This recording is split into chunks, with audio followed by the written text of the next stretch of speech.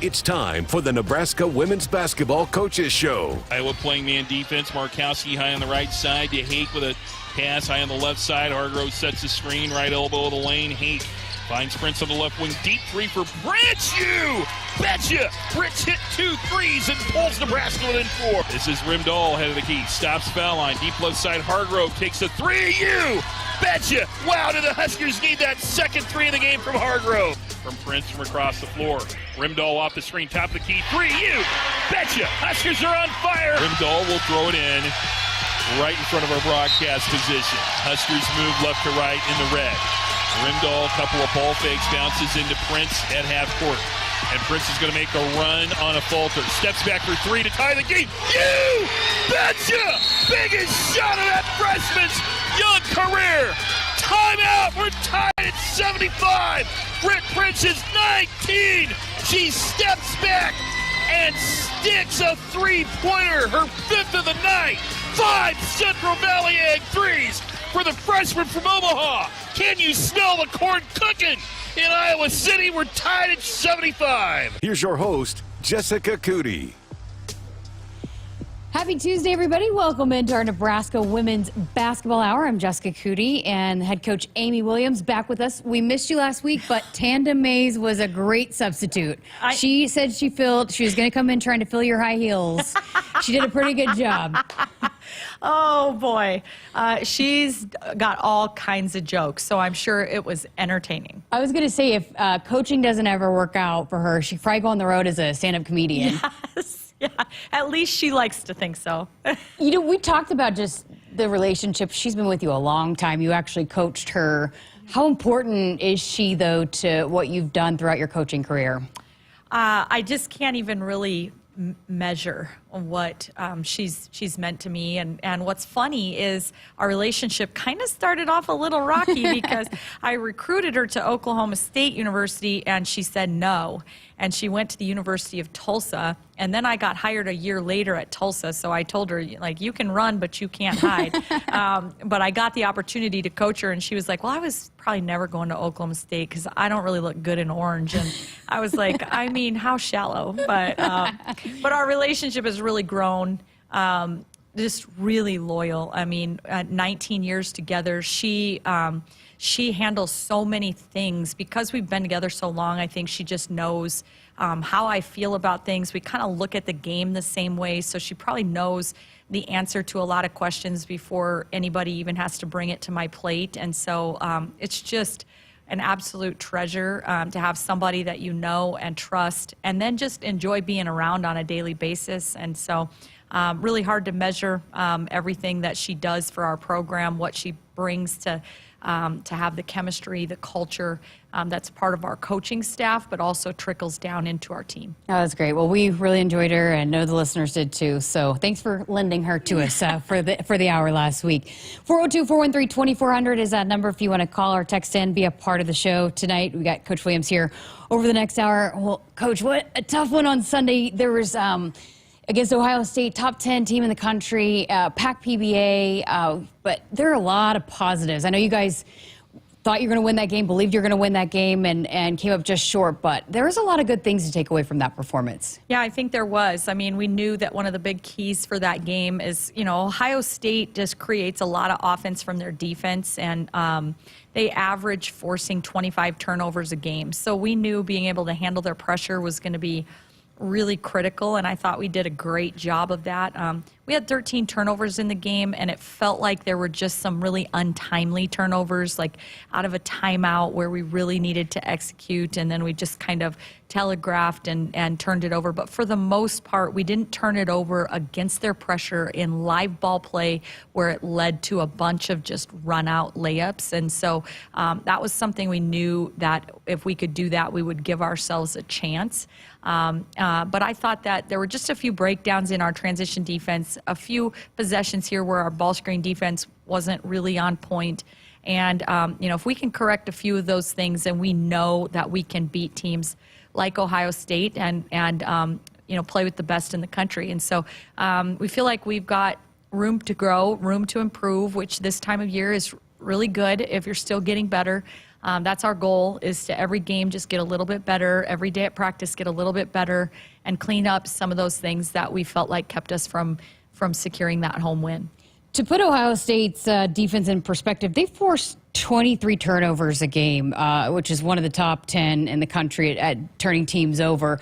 What was working so well? I mean, you have so many young players out there that they're going through this for the first time. You had to be pleased with how they handled that pressure, seeing that for the first time, because it's a beast to take on. It really is, and I thought that we handled it so well early that they pulled their pressure off of us and didn't play the full game in full court press, which was a win kind of in and of itself in the game. But I thought we handled that well. We stayed composed. We talked about really wanting to play with pace and poise. And I think once they pulled the press off, then kind of we maybe got just a little stagnant, in our half-court offense, just trying to, because we had been so concerned and worried about being able to break the press and play with pace. So, you talked about just the things to improve. When you're diving in the film of that one, how did the group take it in? What are some of the things that you're like, okay, see, these are the things that we have to correct? Right. Yeah, we spent quite a bit of time just talking about, getting on the same page with what we call green box touches, but basically kind of low post touches for us. I thought there were times where we had post players that were really working hard for the ball, and our guards were maybe not looking or rewarding them for their hard work. And then there were other times that we didn't work as hard as we needed to. And, we spent a lot of time in film saying what comes first, the chicken or the egg, right? But we need to get on the same page with continuous opportunities to really work hard to try to get that ball inside, off penetration and off post feeds whenever we possibly can. So that was something that we really emphasized in our film session, as well as just cleaning up our transition defense and ball screen defense. 18 assists as a team, too. I was in the stands, and some people around me were talking about just how much they enjoy watching how your team works together and moving the ball around and making that extra pass to find the more open teammate. That's got to make you proud that fans recognize that how well this team works together. Yeah, I mean, I feel like this is just such an unselfish group that just enjoys playing basketball the right way. They want to be able to make that extra pass. They take just as much pride in getting an assist, or even if it's just I worked really hard and collapsed a lot of defense, even if the ball never touched my hands. But because I worked hard, it created an open shot for one of my teammates. And the pride that our team takes in being able to do that, the fact that we've had I think they said, multiple times this year where we've had 5 people score in double figures, but 6 different combinations of that. That's pretty special. It's hard to accomplish that. It's hard to scout for and prepare for when you're opposing teams, but it shows the belief that everybody on our roster has for the person standing next to them, that they can go off like that on any given night. You had 7 players have an assist, record an assist, 4 with multiple assists. That doesn't always happen, too, where you have that many players sharing the basketball like that. Yeah, I mean, I think that's special. We try to play a system where it's like we don't have to outlet it to the same person every time. It doesn't have to be the same person who's, working to create and penetrate and assist every basket. And so that versatility puts the ball in a lot of different players' hands. And we have post players that have assists because, a player like Alexis Markowski is demanding a lot of double teams and a lot of traffic, and she's really taken pride in being able to make good decisions and passes out of that, and that leads to post players who have multiple assists on many occasions. So it's something that I love to coach. I love this team because they buy into it, and they just are unselfish and really willing to play basketball the right way. Is that something that you recruit? Or is it something that when you get here, you just make sure that they're aware that that's how things are done here? Yeah, I definitely think it's something we recruit, and then we try to do as much as we can to kind of polish that up and just really pour into and emphasize the style of play, the culture, the chemistry, the way that we want things to operate within this program. And so I think it's a little combination of both. Britt Princeton have her best offensive night, but I thought she did pretty good on the defensive end, had some steals, got her hands on some balls, had 8 rebounds, and was able to provide something for you on the other end on Sunday. Yeah, I couldn't agree more. I think that she has quickly figured out that if things, your shots maybe not falling or whatever, you can still have a major impact on a basketball game and do the next best thing, make a play for us on defense, go get us a rebound and spark the offense with some pace. And I think she's really bought into that and understands how important it is that she continues to find ways to impact things. And obviously, we want her to be very aggressive-minded, and we feel like she's one of our best options offensively to continue to go hunt her shot. But, it doesn't matter to me if she goes 0 for 6. I believe she's going to make the next shot. But I just am so pleased with her at her buy-in to go get us 8 rebounds or 3 steals or 4 deflections, those kinds of things that really matter in your ability to win games, whether or not the ball's going through the basket or not. PAC PBA, the annual game, I thought it was a great atmosphere, electric. They got loud when you needed them to get loud. How did you enjoy the environment on Sunday? Just incredible. Gives me chills right now just to even think about it, and to have just right at 10,000 people in there that knew, they're not just passionate Husker fans, but they're well-educated basketball fans that kind of know when it's time to really get loud. And really, I thought our team fed off of the fuel that they gave to us. You brought this up a couple of weeks ago about, seeing the little girls in the stands with the headbands and the hair down. But, I saw a Josh Shelley jersey. I saw fans with Alexis Barkowski signs, and just the whole team is just so loved and embraced. How special is that to see just those little girls that are looking up to your group of players? And I think those are pretty great role models for young girls to look up to, myself.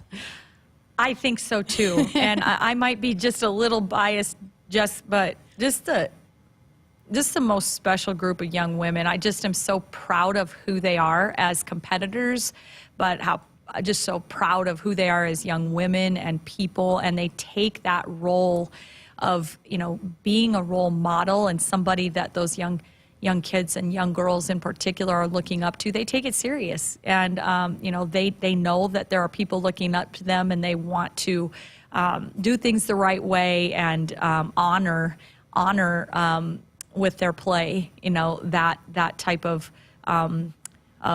mentorship. And, just other things like that game. I saw Emily Cady there, who's a young lady that many of the girls that are on our current roster really looked up to, just like some of the girls that were at the game watching our current roster. And, Karen Jennings was in town and at practice today and talking to our team about some of the things that really made a difference for her in her career here at Nebraska. And to think about the fact that, several of those players that have kind of paved the way to where we're at right now with our program, with college athletics and women's sports in general, but this program particularly, and it's just pretty special. I just kind of, like I said, I get kind of emotional or teary-eyed or kind of just, chills just thinking about just the connections from the women that have really poured into this program for the last 50 years. I also think it's great, too. It's not going to be easy to come off of a tough loss like that. I mean, your group they're competitors. They hate to lose, but they come out and they sign autographs and they spend the time, too, after games. I think that's pretty special, too. I wouldn't want to do it. I know. I agree with that. I think sometimes it's hard, but we've been talking a lot as a group about response and how you respond when something doesn't quite go your way. You take the next right step, and what can I do next to just be moving things in the right direction? And I think, even when you're not feeling like doing something, we do hard things, and we just embrace that and just think about the support and how grateful we are to have those people supporting us. And so it becomes easy to want to be out there and give back to that. You mentioned Karen Jennings. I got a chance to talk to her today, too. One of the best to ever wear the uniform. She averaged like 59 points her senior year playing 6-on-6 in Iowa. Could you imagine? Like, teams don't score 59 points. Right. I have a hard time imagining that. And I can assure you of this, that if I had the opportunity to play 6-on-6, I would have been on the defensive side. I would have been a guard. I would have definitely been on the other side of things, not scoring 59 points a game. So just impressive stuff. And then I think even more impressive to transition from that to 5-on-5 up and down and having to play on both sides of the ball and having the career that she had here. It just seems like whatever Karen tackles, she climbs to the top and just does it to the very best. And what an incredible mentor, kind of role model for our current roster. Karen Jennings is going to be involved in some of our celebration of National Girls and Women in Sports Day coming up over the next couple of weeks. And I'll have that conversation, part of it coming up for you tomorrow here on the show. But she was awesome. I was ready to run through a brick wall after talking to her, because she does. She was like talking about a lot of times and even in business, she executes a game plan, and then she wants to fulfill that game plan to the fullest. And just all the things that she was saying, just what a great perspective, and can learn so much from listening to her talk. 100%. That's why I was just so grateful for her to stop by practice today, to spend some time with our team, and for them to be able to kind of just listen to and hear her insight and wisdom. Contact 811 2 days before you dig to protect your underground utilities and yourself. It's free, it's easy, it's the law. More with Amy Williams in our Nebraska Women's Basketball Hour coming up after this. At Union Bank, people don't have your money. Your money has people. First home people, investment people, people who answer the phone and your chats, dream car people, dream retirement people, driving your dream car in your dream retirement people, small business people, credit card people, and all the other people you need. At Union Bank, our people help you do more than you dreamed possible. So stop in and say hello. We can't wait to see you. Union Bank and Trust. Member FDIC. Hi, I'm Tom Osborne, former football coach and co-founder of the Teammates Mentoring Program. And I'm Des Moines Adams, Husker black shirt and CEO of Teammates Mentoring. We're recruiting Teammates mentors and need caring adults to be in the lives of our students. Meeting with a student once a week at the school can make a positive impact in their life and have a ripple effect in our communities. Please join our team. Go to teammates.org today. Husker fans, Nebraska baseball is back and better than ever. Fresh off their first Big Ten tournament championship and ranked 24th in the nation, the Huskers are ready to bring the heat this season at Hawks Field. Season tickets are on sale now and start at just $150 for general admission and $225 for reserve. Get your tickets today and don't miss any of the action at Haymarket Park. Visit Huskers.com/tickets or call 1-800-8-BIG-RED to secure your seat today. Hit us up on the text line. Text 402-413-2400 with your Husker thoughts. What does it mean to be locally owned and operated? For Cenex, it means everything. It means that we know if you take your coffee to go or if you like to stay a while. It means we've helped Little Leagues get jerseys and local festivals get funding. It means we know what our communities need. So you'll always leave Cenex with a full tank, full of snacks, or full of smiles, or all of the above. And that means the world to us. Cenex, powered locally. You expect your home to protect everything you love, but you don't expect the ways water is breaking down your crawl space and damaging your home. Musty smells, sagging floors, mold are just a few signs your crawl space is compromised. But there's one way to get answers to all your concerns. A free home inspection from Groundworks. We put water back in its place. Get your free inspection at groundworks.com. License number C142293.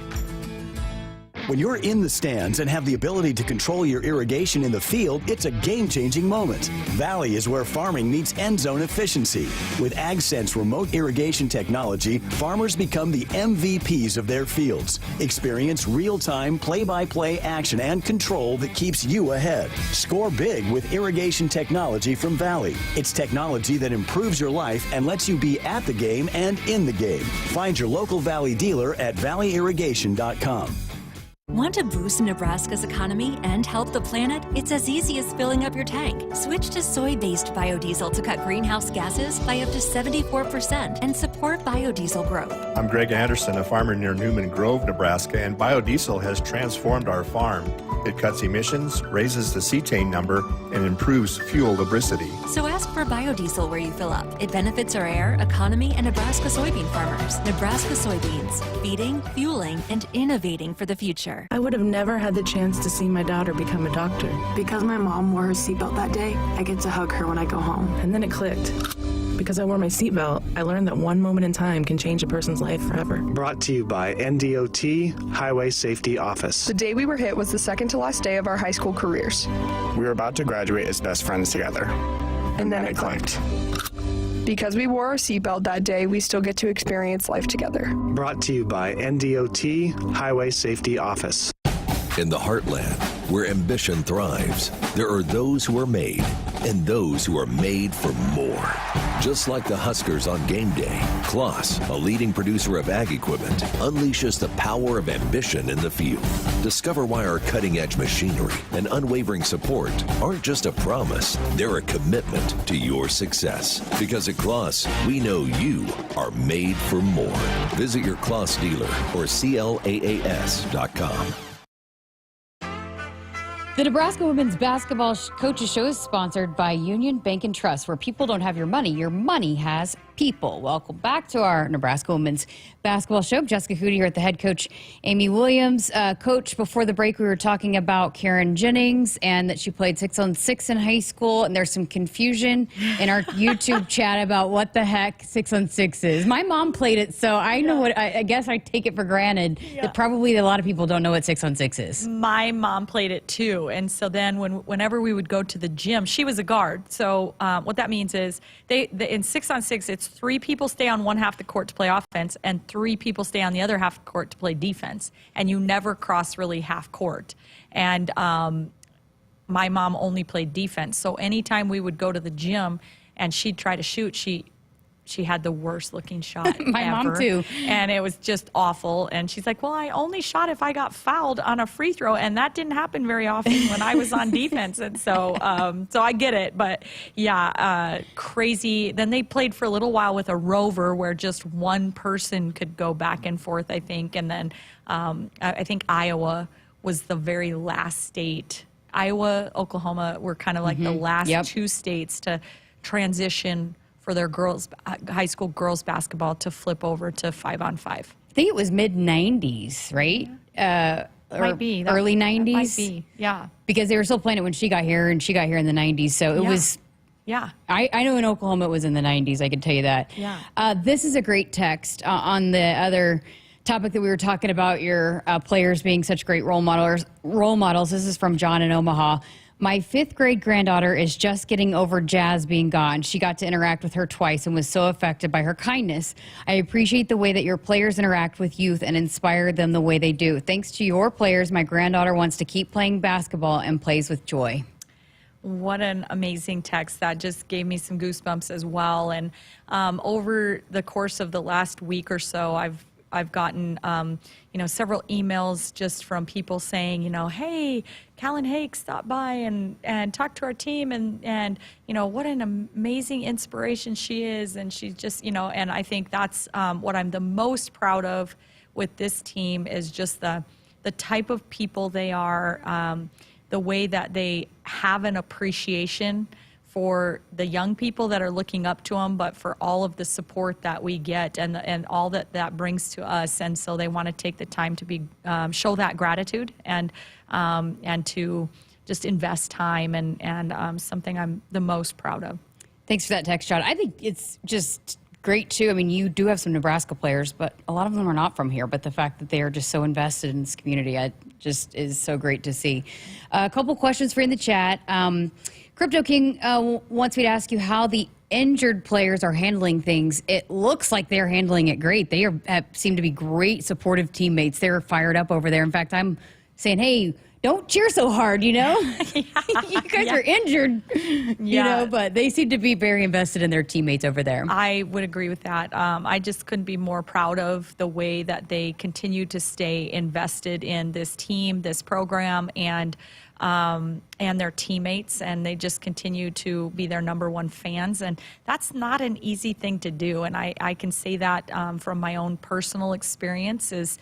It's kind of hard to stay invested when you know that there's not that opportunity for you to be able to get back on the court. But yeah, there were a couple celebrations when Lex got that and one the other day. And when Logan hit that huge three, there were a couple celebrations. I don't know, like Kennedy was higher than teammates that are about a foot taller than her, you know, like over there jumping off up and down, and just incredible enthusiasm for each other. And I'm really proud of that.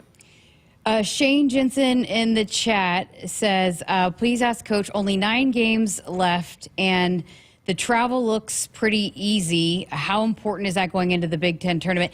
No travel in the Big Ten's easy, but I guess you have the West Coast swing done, maybe some of the shorter road trips. Is that kind of nice to have that ahead and have the West Coast swing in the rearview mirror? I think we're happy to have that in the rearview mirror and to have learned the lessons that trip taught us. But as you mentioned, we don't look at it like, oh, we got easy travel left. There's nothing easy about anything in this conference, and our kids know that. And the good thing is that they've really been buying into, you know, we're not wishing for things to be easy. We just want ourselves to be more prepared for the hard.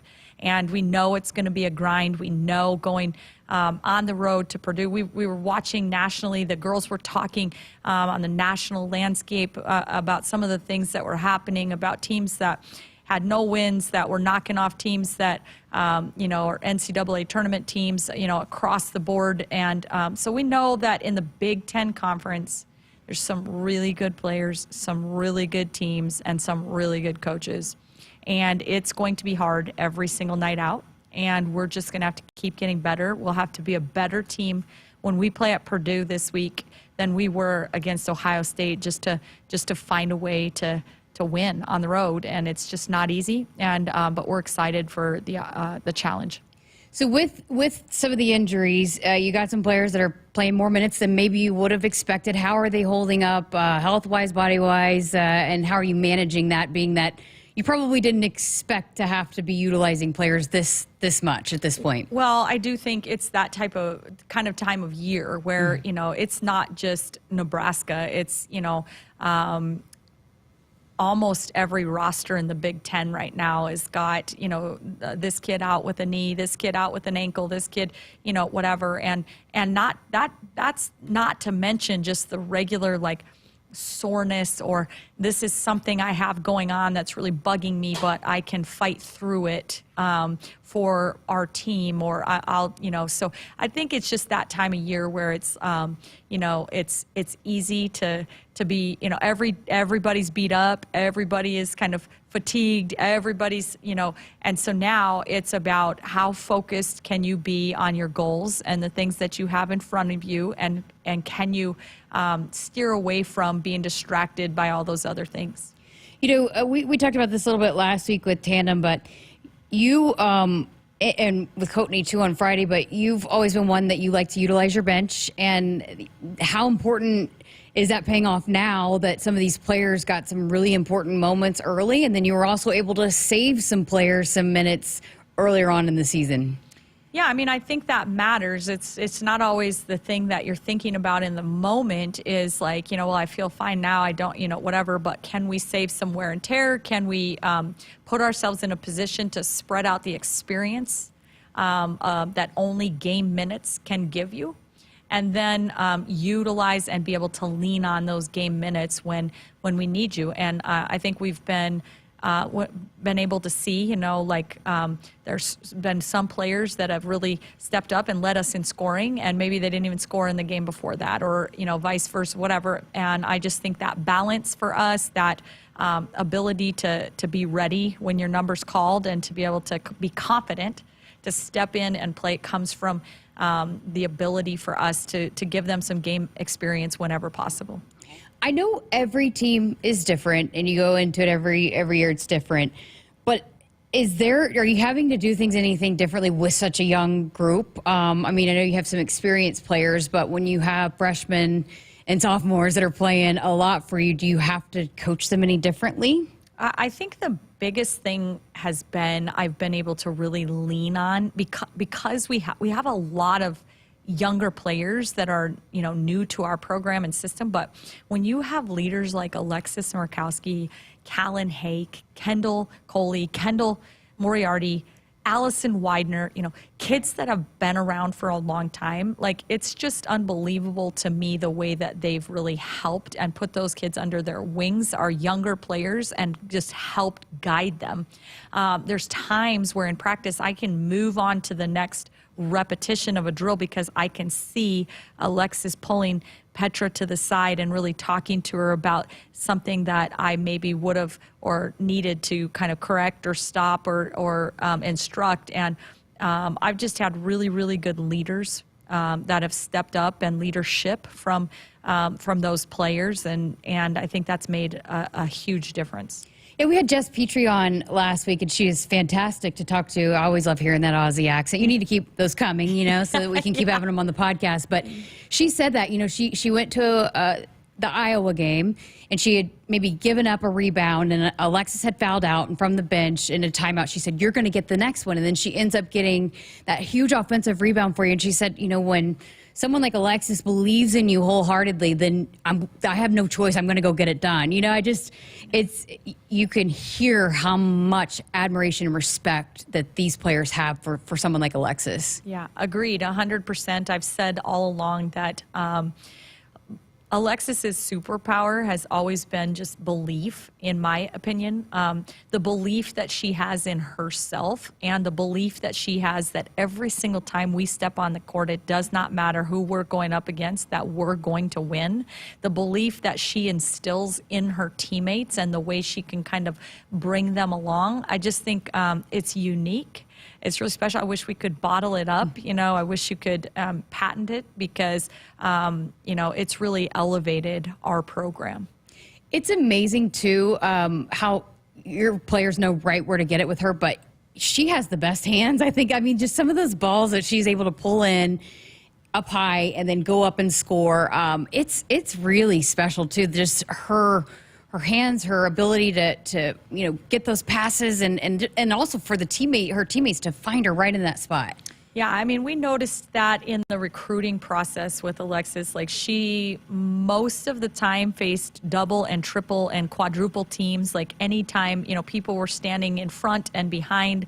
And so she just has incredible strength in her shoulders and hands and arms to be able to catch the ball high, keep it high, and finish it high. And she had to do that with a lot of sometimes munchkins hanging around her, through high school. But we saw early that was a really special talent that she has. And so I think her teammates begin to trust that if she's demanding the basketball and I throw it, she's going to give every single thing she's got to go catch it. And usually she finds a way to come away. And so just that's a real treat for guards to be able to have that on your team. Awesome. All right, you got to get to another break here on our Nebraska Women's Basketball Show. Woodhouse has been a trusted partner in your everyday since 1975. Shop for your next vehicle with the home team at Woodhouse and the official auto dealer of Nebraska Athletics. In the game of life, we all face tough moments. Sometimes it feels like we're up against a formidable block with no way through. Call, text, or chat 988 for the Suicide and Crisis Lifeline. It's free, confidential, and staffed with trained counselors ready to listen and provide support. Don't wait for the final set. Reach out, speak up, and let's bump, set, and spike this challenge together. Because in Nebraska, we're more than players. We're a supportive community. Remember, in times of need, call a timeout. Call, text, or chat 988. It's okay to ask for help. We're here for you. Every serve, every pass. Go Big Red. Presented by Nebraska DHHS. For 48 straight years, Ford F-Series have been the best-selling trucks in America. We got here by engineering breakthrough technology, redefining Built Ford Tough, and never settling for second best.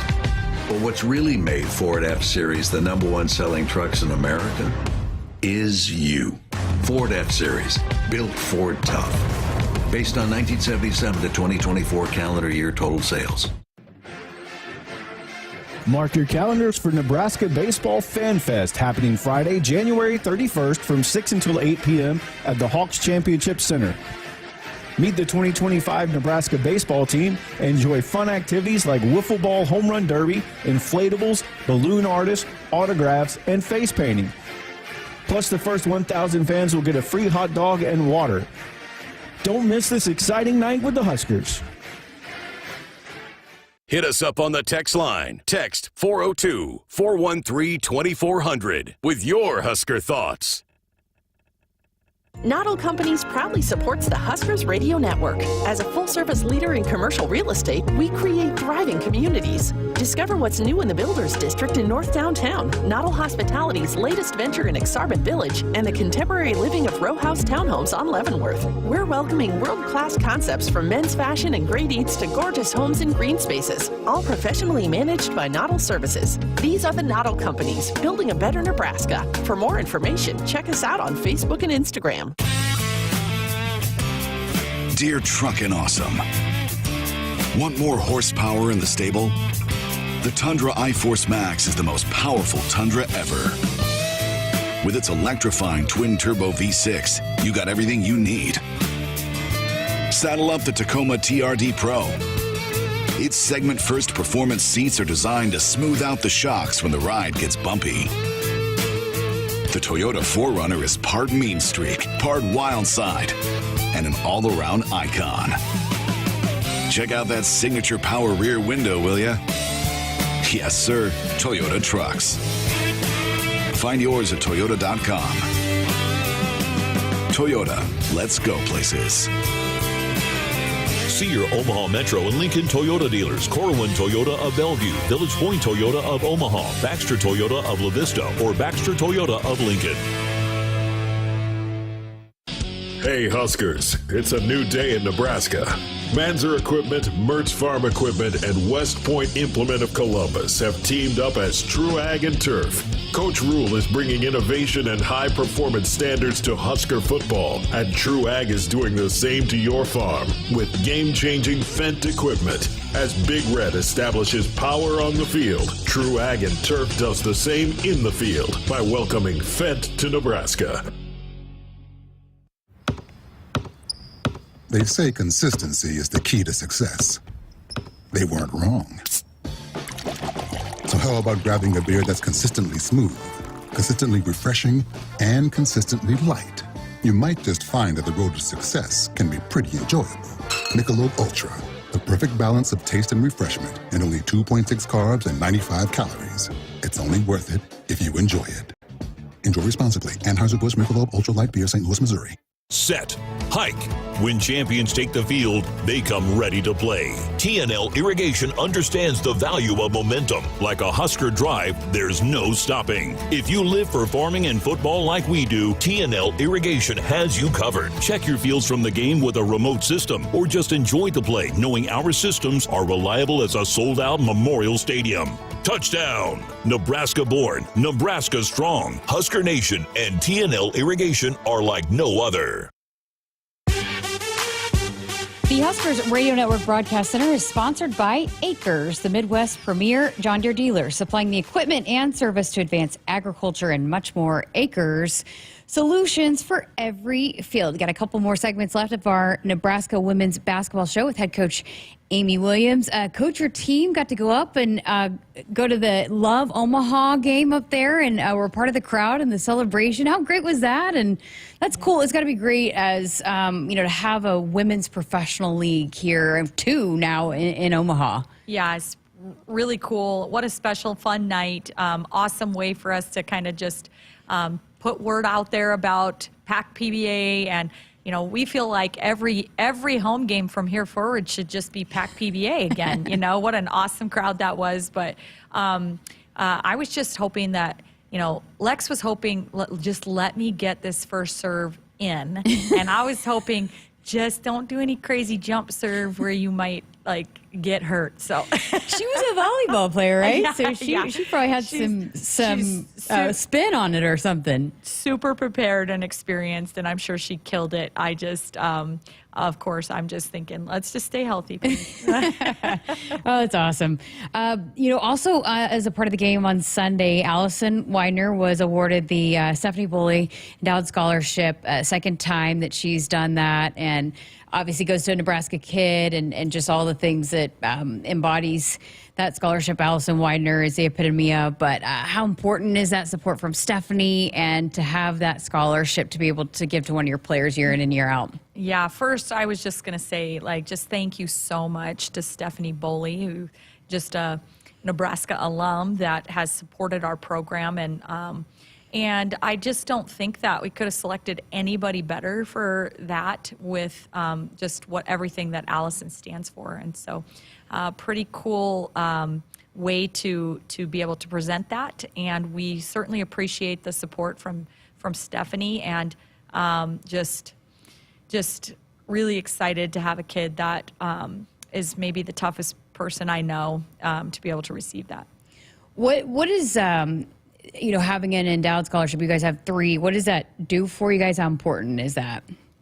Yeah, I think it's just incredibly supportive of the athletic department in general. It goes to help fund the scholarships that our players receive, and so that support is it's hard to put into words, but it's definitely a part of everything that we utilize to recruit and retain the best student athletes.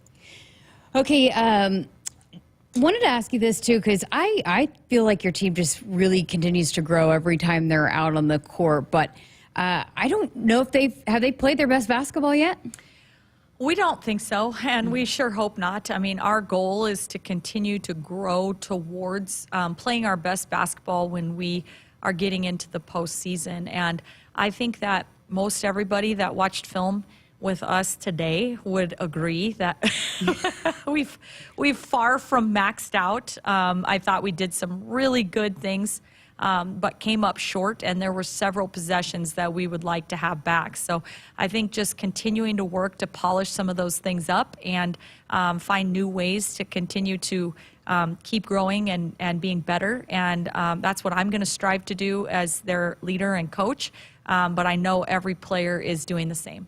I think that's what's so, I said this last night on the show, I think that's what's so exciting about this group is, you take Ohio State to the wire, one of the top teams in the country, and you guys have not reached your potential yet just because it's such a young group, and it just seems like they're growing with every time they're out there on the court. Right, that's right. It's just, I think, a valuable lesson for us, like what we talked about in the locker room after that game, is just that it felt like a tournament game.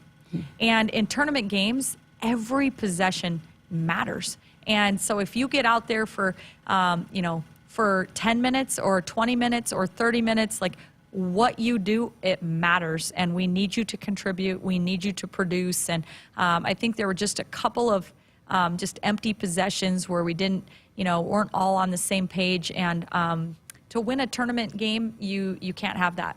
You're probably going to be in that, probably not going to be the last time you guys are in that situation in the regular season either, as we talked about. I mean, it's just it's a battle in this conference. That's right. I mean, it is a absolute grind, and every game we fully expect, it to just, for every possession to matter. One of the players I did want to ask you about, we haven't talked a lot about, we talked about her a little bit last week, but Amaya Hargrove, I love her game. She's just does a lot of the little things right, and big rebounder. How important has her role been, and what I guess has made her ready for her bigger workload here for you guys? Yeah, I mean, I think that she's just such an amazing, confident young lady, and she just has kind of that presence about her, and she just carries herself with a confidence. She wants to be great, so she's really coachable. She's hungry to learn, to try to please, to do things the right way. But I think she carries herself with an expectation like that. I know I can come in and find ways to contribute for this team, and that matters. But the best thing about Amaya is she's just scratching the surface. Like, I just think she's proven that she can, knock down shots from the perimeter. She can crash the glass. She's a physical presence, very explosive. So even though she's undersized, we trust her with her back to the basket. She makes hustle plays.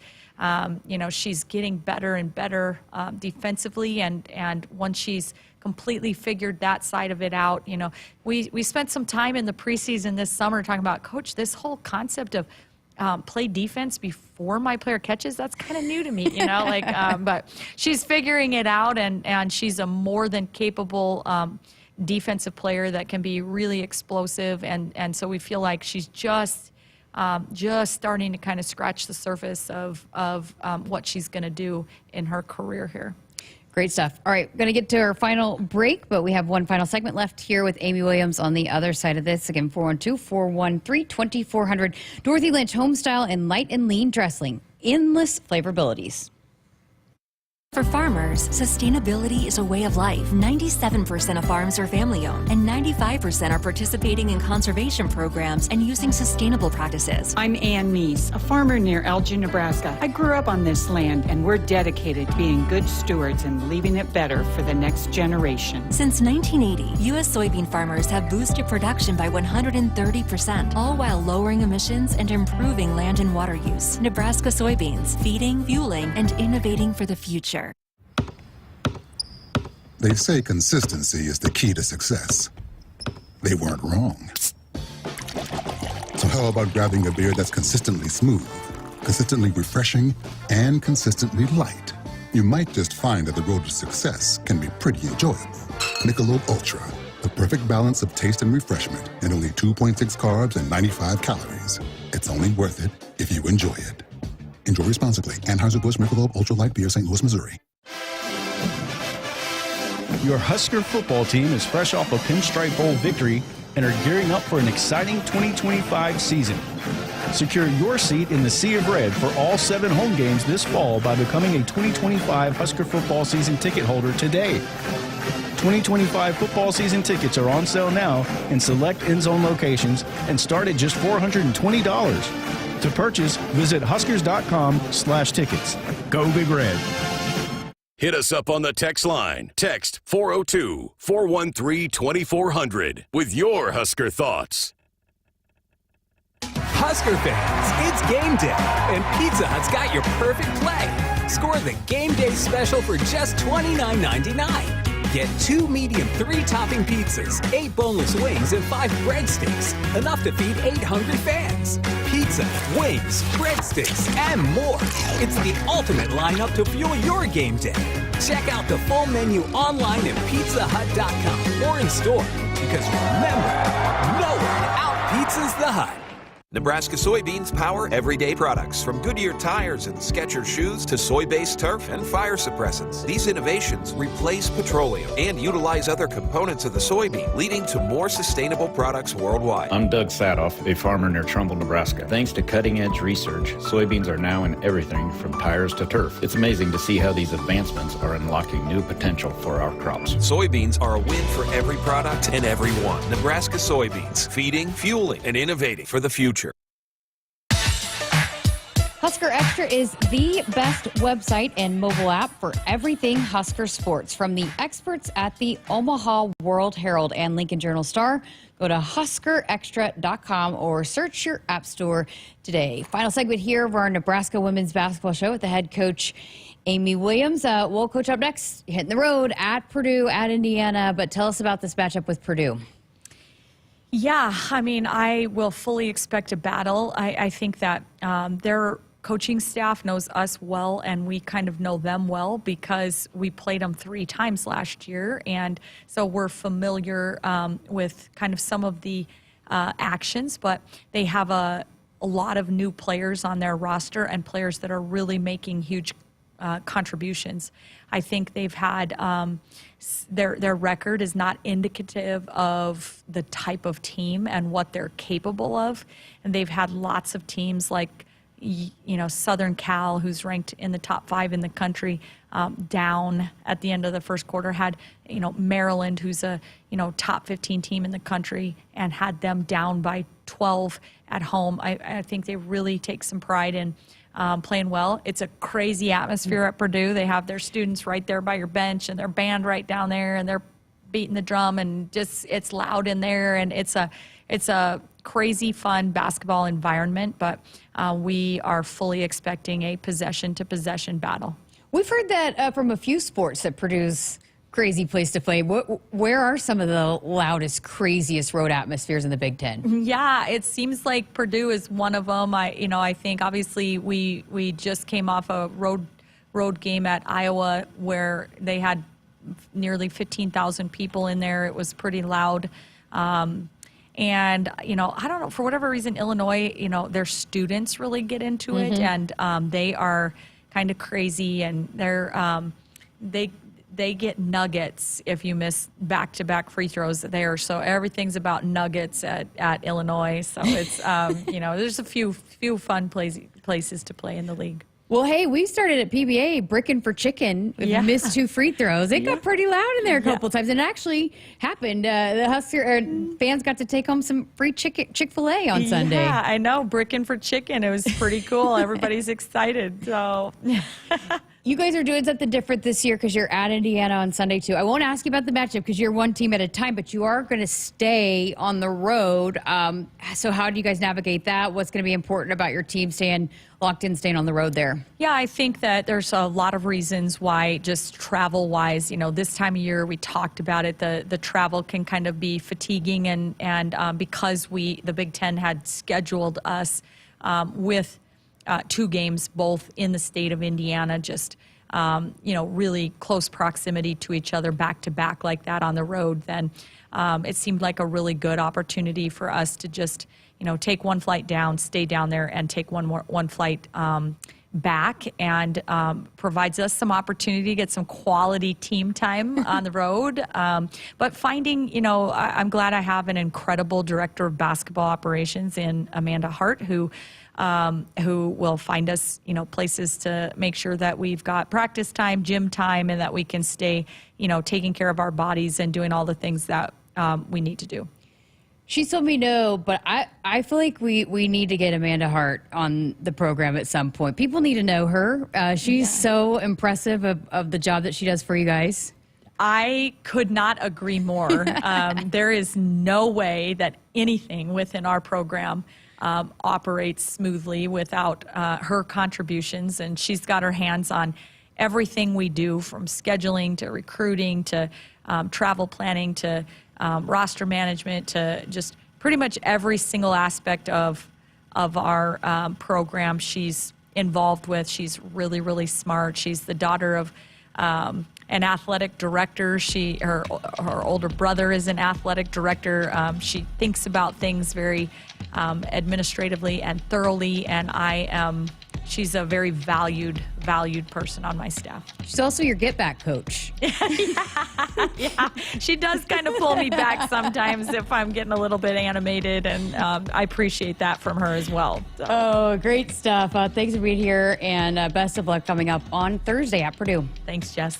And the head coach, Amy Williams, here with us on our Nebraska Women's Basketball Hour. Coming up next, hour number 2, another full hour of Sports Nightly. We're going to hear from President Gold coming up in hour number 2, and Nick Hanley will join me on the other side of this. Keep it here on Sports Nightly.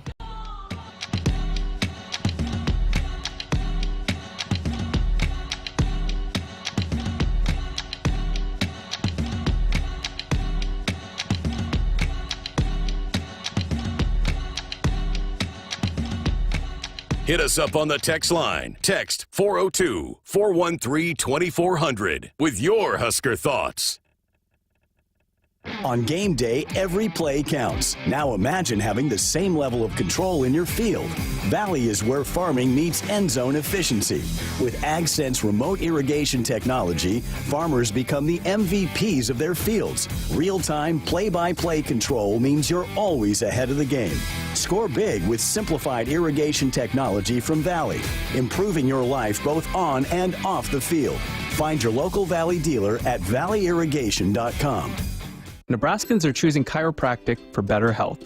Why chiropractic? Because it's safe, drug-free, and a cost-effective treatment option for back and joint pain. Plus, all generations can benefit from natural chiropractic care. Choose chiropractic first for pain relief or to improve your mobility, athletic performance, or overall wellness. Make chiropractic your first choice for better health and find a chiropractic physician near you at nebraska-chiropractic.org. Get your life back with chiropractic. Attention, Husker Nation. Are you ready to power up your game? Sap Brothers high-quality off-road red diesel is the fuel that powers your equipment. As official sponsors of the Huskers, we're here with a winning offer with the Sap Brothers Go Big Red Fuel Giveaway. Contract your upcoming fuel needs by February 1st and enter to win 1,000 free gallons of our off-road red diesel to keep your engine roaring and equipment running strong. Sap Brothers fuels Husker Nation. Visit sapbros.net/fuel giveaway for more info. For 48 straight years, Ford F-Series have been the best-selling trucks in America. We got here by engineering breakthrough technology, redefining Built Ford Tough, and never settling for second best. But what's really made Ford F-Series the #1 selling trucks in America is you. Ford F-Series, Built Ford Tough. Based on 1977 to 2024 calendar year total sales.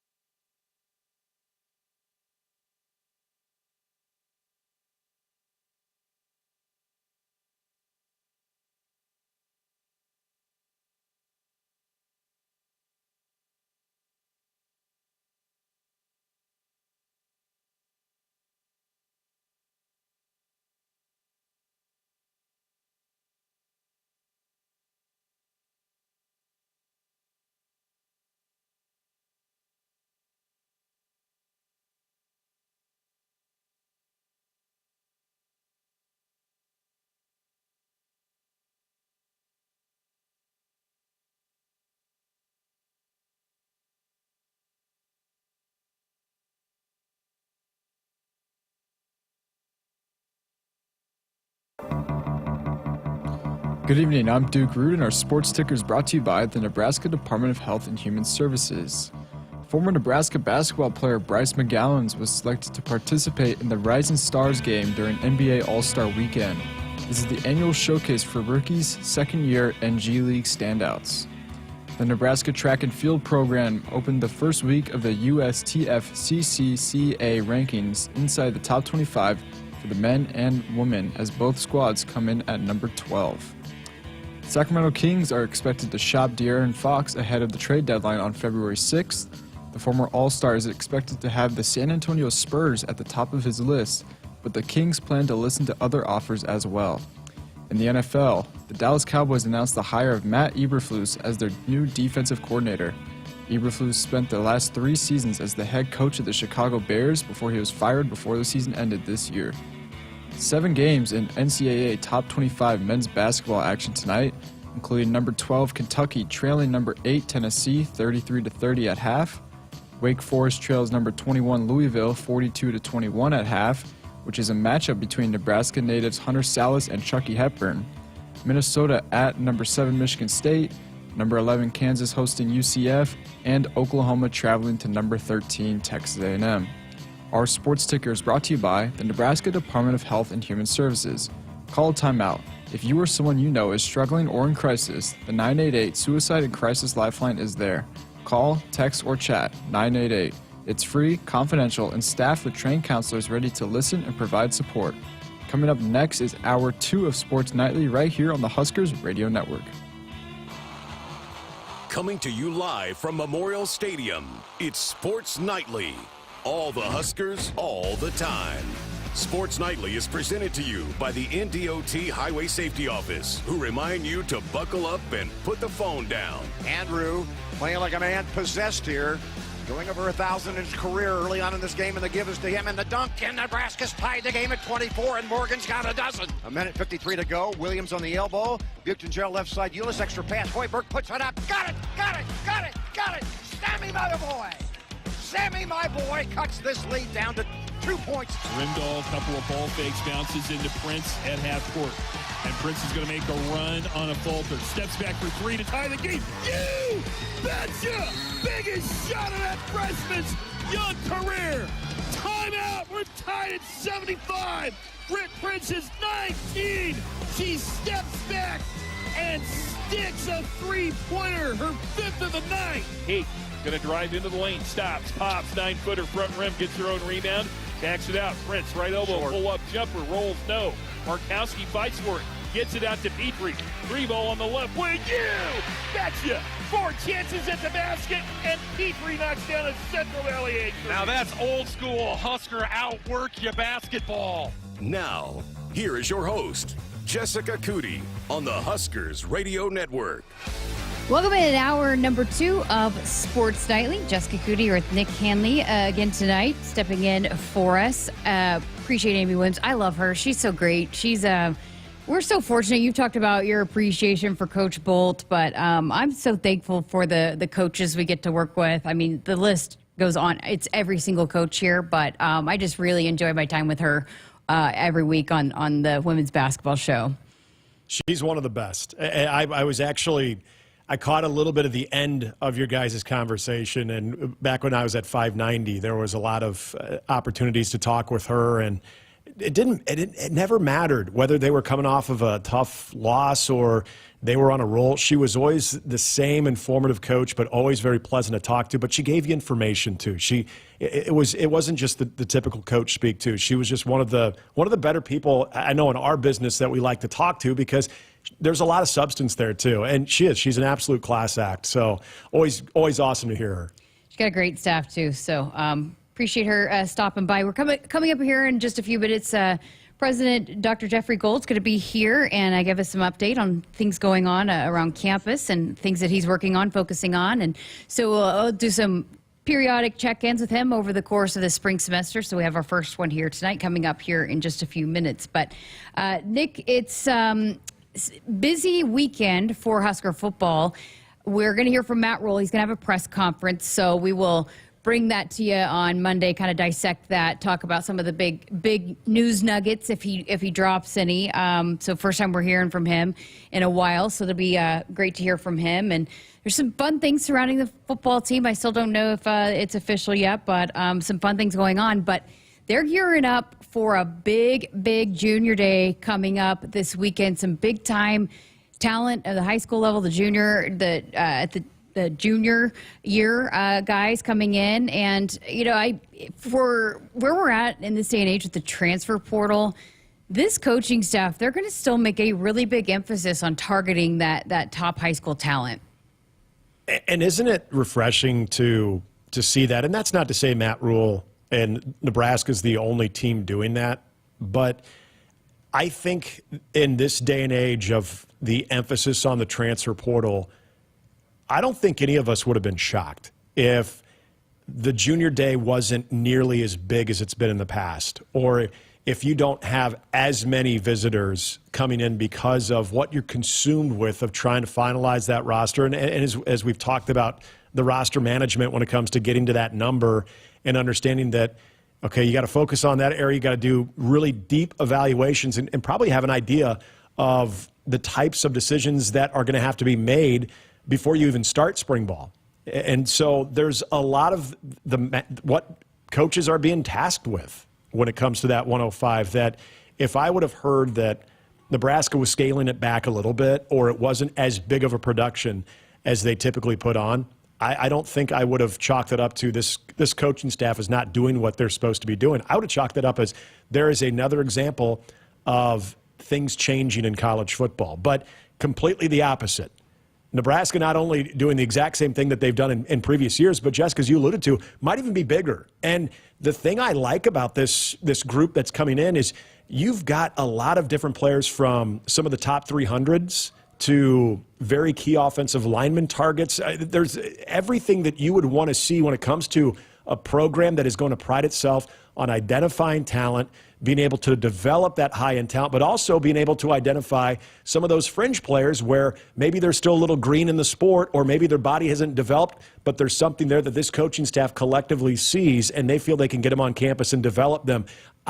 You continue to see signs that even with the emphasis of getting better faster when it comes to the transfer portal, that this coaching staff is still going to recruit the traditional way. And Junior Day and this weekend is another example of that.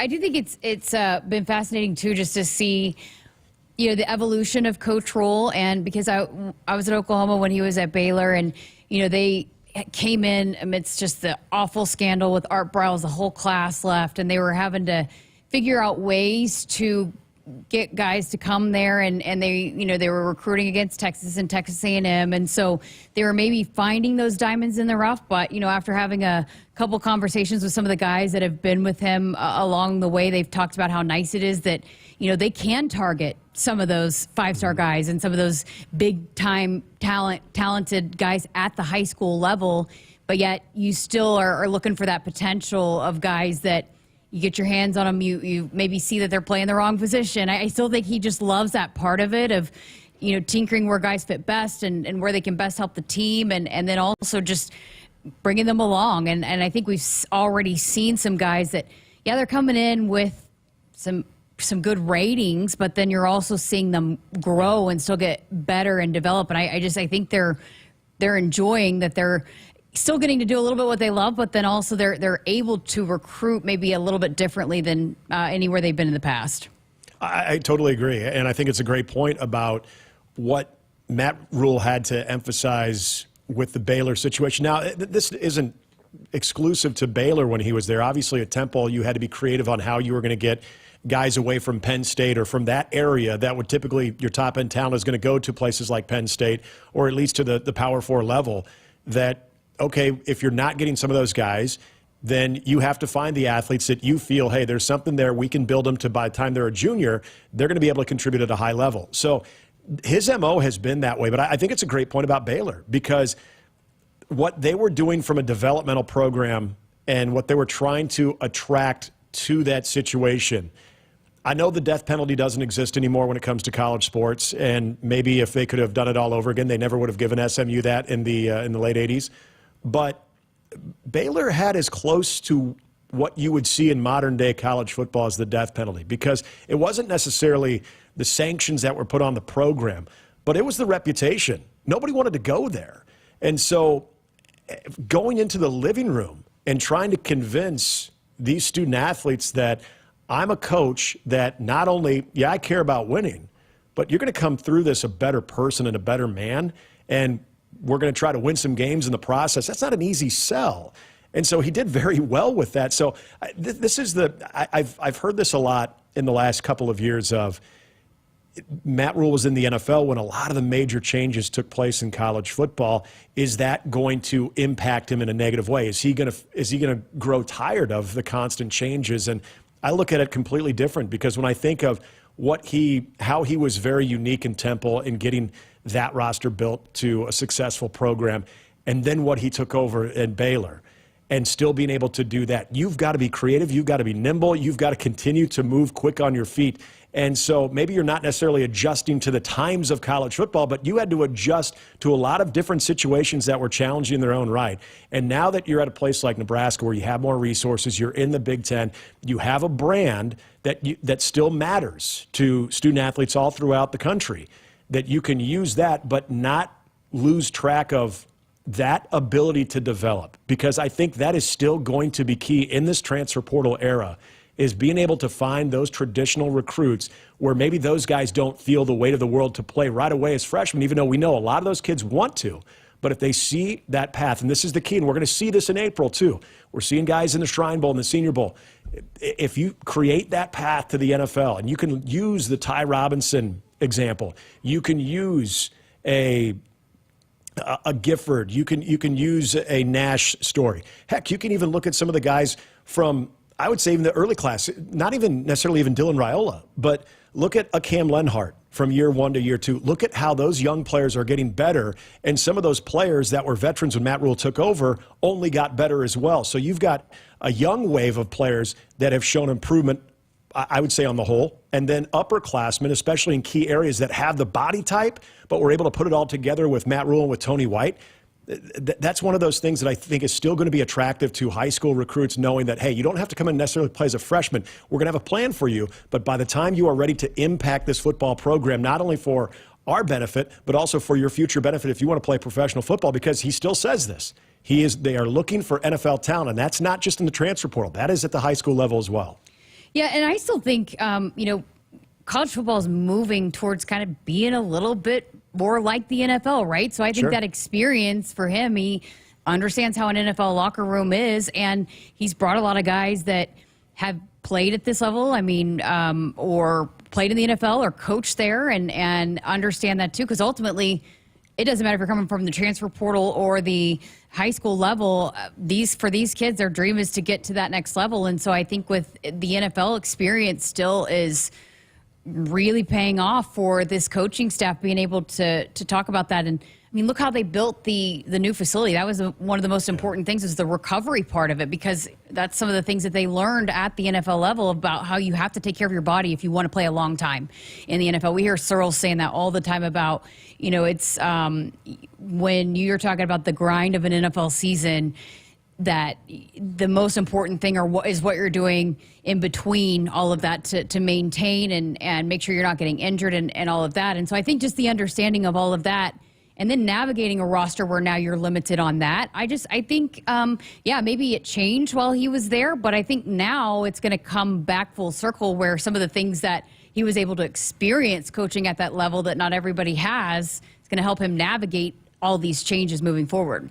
Yeah, and that's an interesting point, because use Jeremiah as an example for a guy that maybe when he started his days as an offensive lineman at Nebraska didn't realize ultimately as a freshman the importance of recovery and having that at your disposal.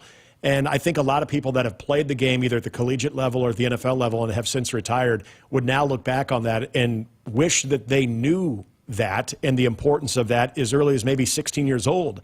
Now I think a lot of those high school student athletes, they're a lot more educated on that. I think that goes all the way to the level of high school coaching, but also the level of high school training staffs that are around, that make that a main emphasis, that recovery that you're talking about, Jessica. And so I think that's also a big part of things we don't get caught up in when it comes to facilities. When we talk about, Nebraska's got these great facilities, and we talk about the arms race when it comes to facilities, we're talking about, modern stadiums and what does your locker room look like? I mean, do you have sleep pods? Those cool things. What's your sound system looking like in each individual locker? But the most boring, yet probably the most important thing when it comes to those facilities is exactly what you just said right there. And I think there was a time that you could pitch that to a 17 and 18-year-old, and they would probably overlook it. They would dismiss it because that has not been something that has been drilled down their throat of, this is very important. Now I think, as we've seen the student athlete evolve at a much younger age, I think they've been educated on how important that part is too. So yeah, it's a fair point though of how the NFL seems to now have its place as far as how the roster is built in this day and age of college football. So you do look at the coaches like Matt Rule and other coaches that have either dipped their toe into the NFL or have had a couple of years in the NFL coming back, probably feeling like this is a more manageable situation than it was before that, they left for the NFL. All right, good stuff. We got to work at a break here. Coming up on the other side of this, we're going to hear from the president, the Nebraska president, Dr. Jeffrey Gold, as we're going to start doing about a monthly check-in with him. So keep it here for that conversation. The Huskers Radio Network Broadcast Center is sponsored by Akrs, the Midwest premier John Deere dealer, supplying the equipment and service to advance agriculture and much more. Akrs, solutions for every field. In the game of life, we all face tough moments. Sometimes it feels like we're up against a formidable defense with no way through.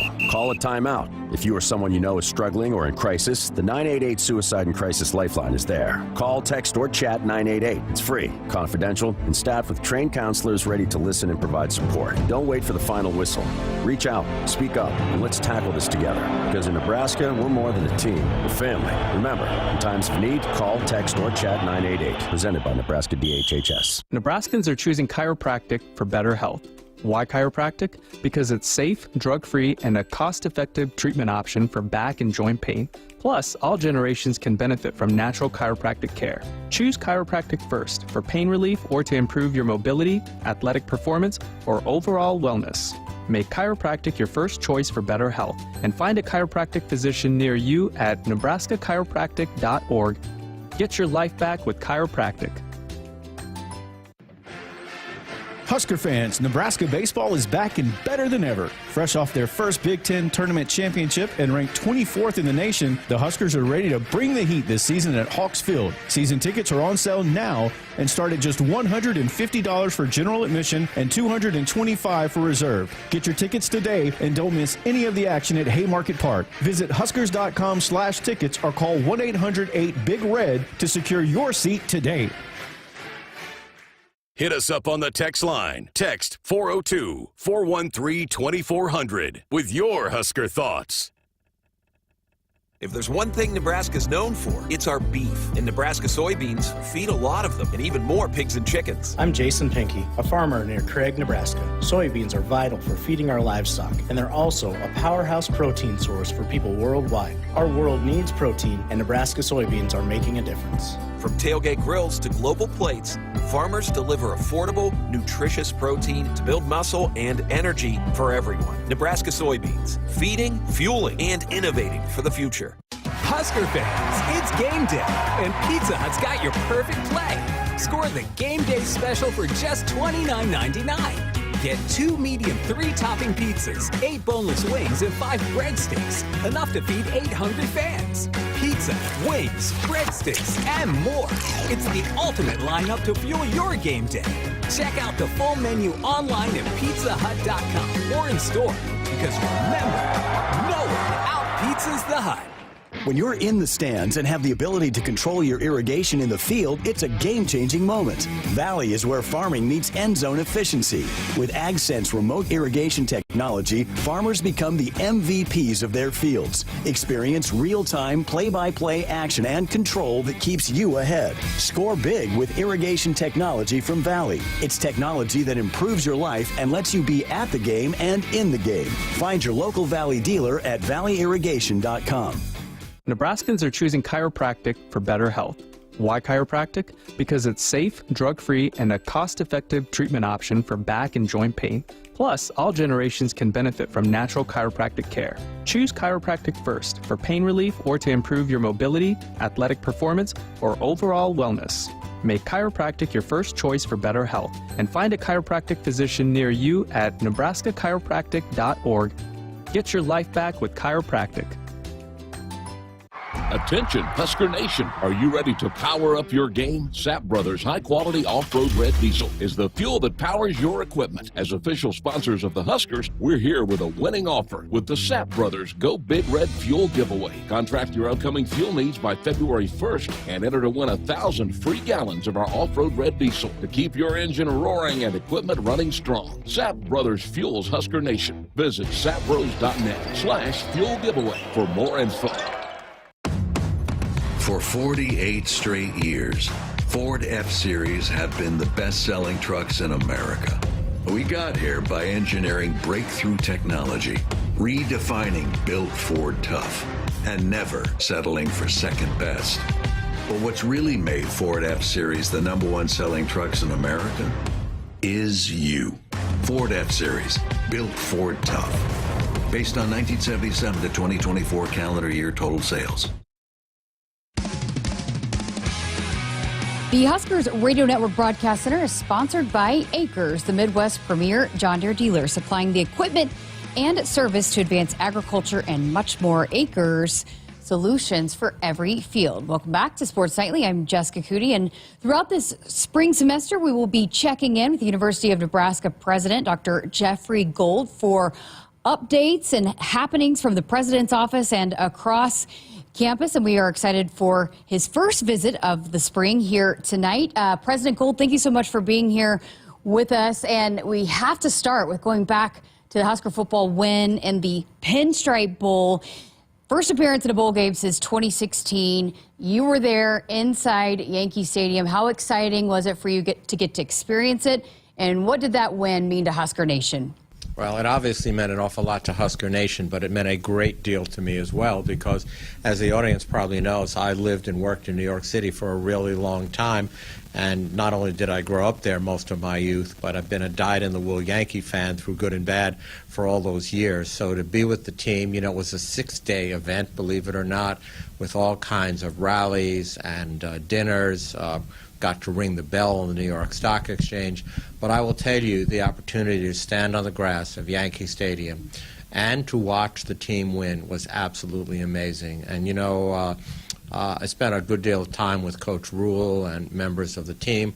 As a matter of fact, I went with several team members to Memorial Sloan Kettering Hospital, and we gave gifts out to kiddos who were being treated for cancer in this one of the largest pediatric cancer centers in the country.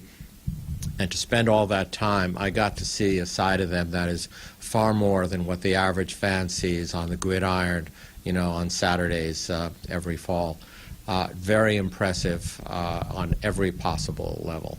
You could tell how much it meant to Coach Rule to take that group and spend some time in New York City, and they all seem so appreciative to get to take it all in. Some of them the first time getting to see the city. Well, not only the first time getting to see the city, but the first time for several of them out on their own in a large metropolitan area, because typically, you know, they travel with the team, they play the game, and then right back to Lincoln. And of course, this was extra special for Matt and his family because he grew up in New York as well. And so, you know, we were talking restaurants, museums, all kinds of stuff that, you know, were part of our youth that really came together. It was a really exciting win, and of course, a win is a win, which is to have a winning season really sets the stage for the future, produces confidence, and you know, Husker Nation, it's transformative. Great stuff. Well, Nebraska's legislative session began this month. How is the University of Nebraska engaging with the state leaders to drive meaningful change? Well, we're engaged with the legislators and the governor's office, mayors, you know, city councils, et cetera, 12 months a year. 24 hours a day, it seems like. But it is unquestionably more intense during the legislative session, and it's even more intense during a long session when the biennial budget for the state and for the university is determined. So our goal, and my job specifically, is just to be open and transparent, to communicate what the university does, what our value proposition is, and frankly, what we need. You know, we go through a very meticulous process every year where the Board of Regents looks at our budget, and we present the statistics on what our needs are, what the inflationary changes are, what our costs are, what we wish to invest in, and then in August of the biennial year, the Board of Regents approves that ask. It then goes to the Coordinating Commission of Public Higher Education, and they then review it, debate it. I get to testify before the CCPE, and then they echo it, and that came up with a 3.5% ask for this year, which is interestingly almost exactly equal to the inflation rate. You know, the CPI was reported just about a month ago at about 3.1%. We asked for 3.5%. We were told to ask for 3% for salaries and benefits and 0.5% for health care, which is what we did. And so that's what we've been communicating with the members of the unicameral legislature and the governor. Well, certainly the University of Nebraska is a major driver in the state's economy. Can you talk about the scale of that impact? Yeah, you know, the community really understands that we are a major educator and work on the development of future workforce for the state.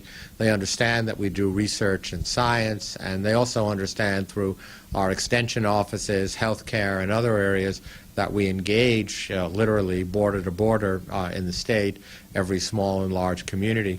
But what they may not understand is the economic impact of all of that. And we are a major force in the economy of the state. So just the academic part of the university is approximately $6.4 billion of economic impact a year. That means we return $10 for every dollar that is appropriated to the university.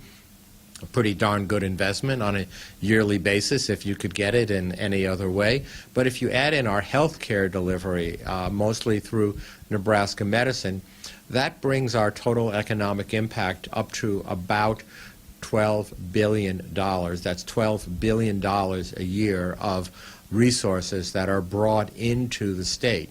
One of the largest employers in the state of, you know, well over 70,000 direct, indirect, and induced jobs in the state.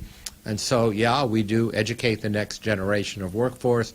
We do a tremendous amount of research. Actually, last year was measured by the end of 2024 at just over $660 million of research, ranked 55th in the country, by the way. I'm so proud of that number. But we also are very important to the economic prosperity of the state of Nebraska. Can you tell us how the Presidential Scholars Program is helping Nebraska retain the top talent in this state? Really excited to talk about that because we're in the second year. We're just, you know, coming up to the first anniversary of the now 2 generations of young women and young men. So these are scholarships and, by the way, full cost of tuition programs that pay for not only tuition and fees, room and board, plus a $5,000 annual spending allowance that goes to students currently that have a perfect 36 ACT score and are, of course, Nebraskans, right? And so going into this year, we had 47 students, freshmen, sophomores, juniors, seniors, who qualified for it, and we paid them accordingly, which is very deserved. But this year, I mean, we've had approximately 33, 34, maybe even as many as 35 perfect ACT students apply to the university. And were that not enough, we're actually looking at students now that have a score between 32 and 35. Not quite perfect, but, you know, well up there in the stratosphere of ACT scores, and seeing what we can do to offer them that same kind of package. Now, it's unclear to me how many of those students are going to actually matriculate in the fall, but I'll tell you, having met dozens of them myself, having gone to high schools and participated in the award ceremonies, there's a plaque that we give each of these perfect ACT students in front of their families and colleagues, and by the way, school superintendents and principals. I was just out in Kearney, Nebraska. Wow, what a magnificent new high school that they have. And the young man who had a perfect ACT, truly remarkable student, wants to go to engineering school, then wants to go to med school, and unquestionably a future Husker. You tapping into the recruiting, you asking some advice from the recruiting staff to help when you're recruiting some of these kids? Well, I'm asking advice from anybody that I can get. I'm asking advice from the recruiting staff for the athletic program, but they're asking me to meet families and future Husker athletes as well. And I've, to quote our volleyball coach, John Cook, I'm still batting 1,000. Oh, that's great. Well, you are 6 months into the role. How are you feeling about what you've been able to accomplish so far and what the future is to bring? Well, it's hard to believe that it's been just over 6 months, and I'm now actually in my 12th year here as a Nebraskan by choice, and I am so proud of that and having a good time. As I've crisscrossed the state, I am reminded every day, literally every day that I'm here, about how much people appreciate what the university does. They all have a story about a child or a grandchild or a cousin that had a unique experience. Some of them played football for us, others went to medical school, but all different types of experiences. And then I hear about not only the lives that have been changed, but the lives that have been saved through our healthcare programs, for some of our programs we do with the law school and things of that nature, that reach out to communities that depend upon our services. We're putting a lot of effort now into our extension programs to ask the question of what does rural farming and ranching extension look like in the future? How are we going to set the standard, define the future of what extension means? I've been meeting with the extension boards and with the ag builders and the Ag 40 and others, and they have great ideas. And we're synthesizing all of that into our planning work. Awesome. As always, chatting with you. Appreciate all you're doing for the university and for spending some time with us here on Sports Nightly. Always a pleasure. Look forward to next time. Again, appreciate University of Nebraska President Dr. Jeffrey Gold spending some time with us here tonight on Sports Nightly. We've got to step aside for a break. We're back with more coming up after this. What does it mean to be locally owned and operated? For Cenex, it means everything. It means that we know if you take your coffee to go or if you like to stay a while. It means we've helped Little Leagues get jerseys and local festivals get funding. It means we know what our communities need. So you'll always leave Cenex with a full tank, full of snacks, or full of smiles. Or all of the above. And that means the world to us. Cenex, powered locally. They say consistency is the key to success. They weren't wrong. So how about grabbing a beer that's consistently smooth, consistently refreshing, and consistently light? You might just find that the road to success can be pretty enjoyable. Michelob Ultra, the perfect balance of taste and refreshment, and only 2.6 carbs and 95 calories. It's only worth it if you enjoy it. Enjoy responsibly. Anheuser-Busch Michelob Ultra Light Beer, St. Louis, Missouri. Mark your calendars for Nebraska Baseball Fan Fest happening Friday, January 31st from 6 until 8 p.m. at the Hawks Championship Center. Meet the 2025 Nebraska baseball team and enjoy fun activities like wiffle ball home run derby, inflatables, balloon artists, autographs, and face painting. Plus, the first 1,000 fans will get a free hot dog and water. Don't miss this exciting night with the Huskers. Hit us up on the text line. Text 402-413-2400 with your Husker thoughts. Hello, Husker Nation. This is Lexi Rodriguez, All-American Libero, serving you an ace on behalf of Noddle Companies based in Omaha, Nebraska. Noddle Companies is a full-service leader in commercial real estate, digging deep to create thriving communities like the Builders District, Exarban Village, and the contemporary row house townhomes. They bring world-class concepts in fashion, great eats, gorgeous homes, and green spaces, all professionally managed by Noddle Services. To dig up more information, find them on Facebook and Instagram. Noddle Companies, building a better Nebraska. Dear Truckin' Awesome. Want more horsepower in the stable? The Tundra iForce Max is the most powerful Tundra ever. With its electrifying twin-turbo V6, you got everything you need. Saddle up the Tacoma TRD Pro. Its segment-first performance seats are designed to smooth out the shocks when the ride gets bumpy.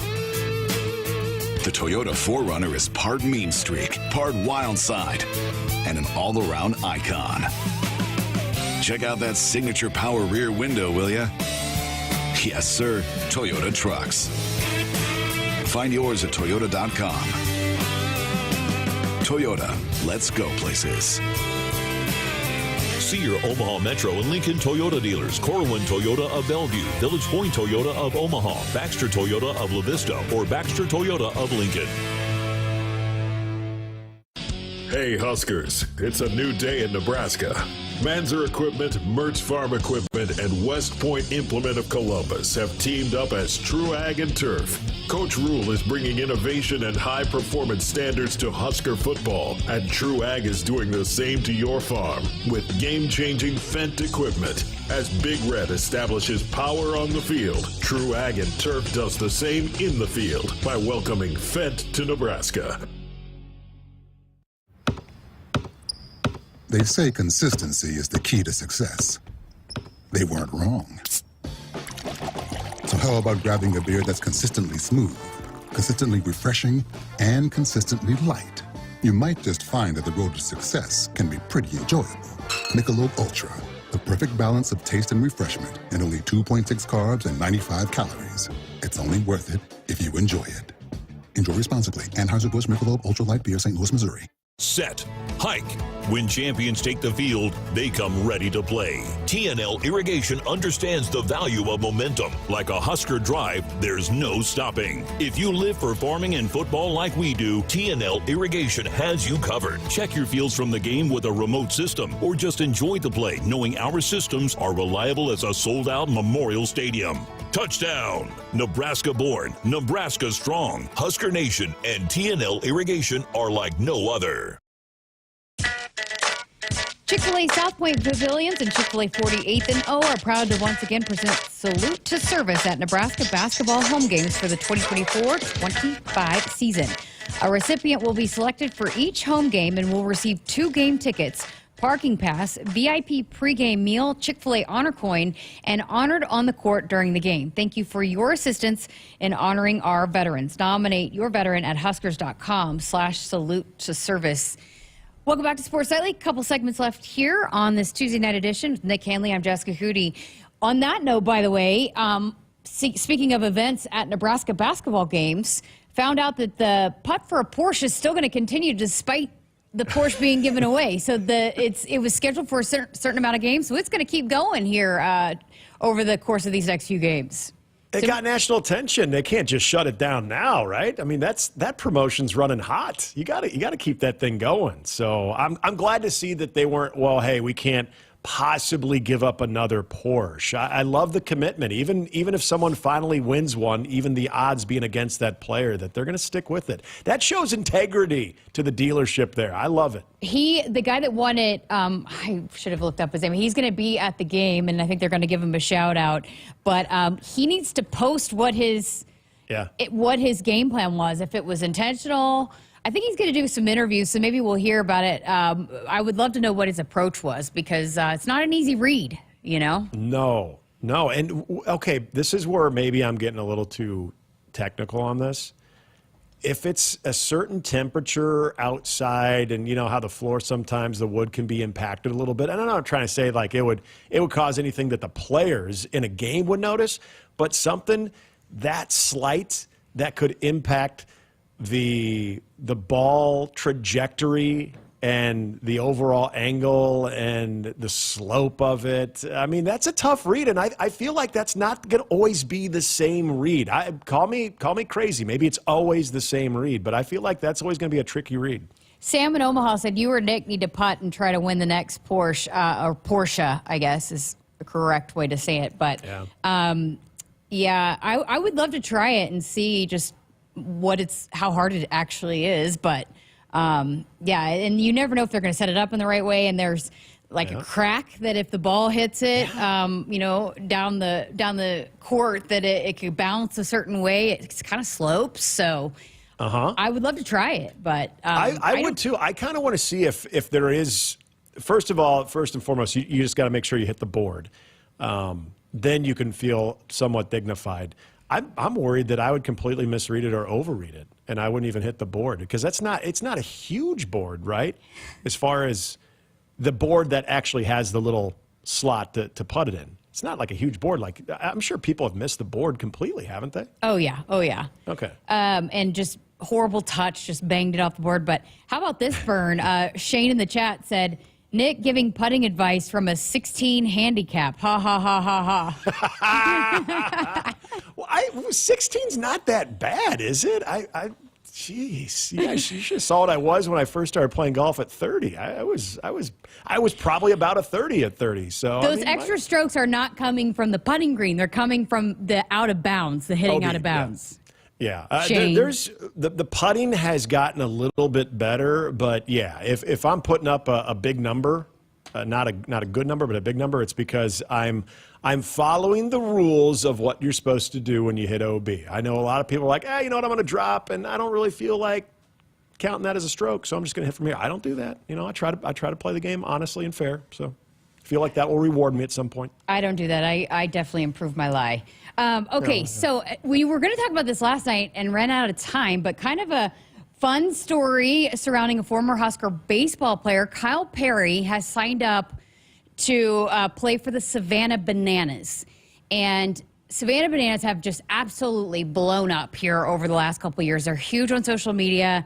They are selling out. They're playing in actual big league stadiums and selling out. Already sold out. Their first one is I can't even see the date because they have a big sold out thing on it, but in February. And so I guess for the people that need to know, you talked to them recently, but what are the Savannah Bananas? So it's interesting. The Savannah Bananas, as we know, a lot of the college baseball players, when they're done with their season, they'll go play summer ball. Cape Cod League, the most prestigious league, Northwoods League. You'll see a lot of Nebraska players play in the Northwoods League. But playing in Savannah, that was actually a destination, playing in Georgia, and they had a summer league just in that section there of I guess you would say, the southeast area.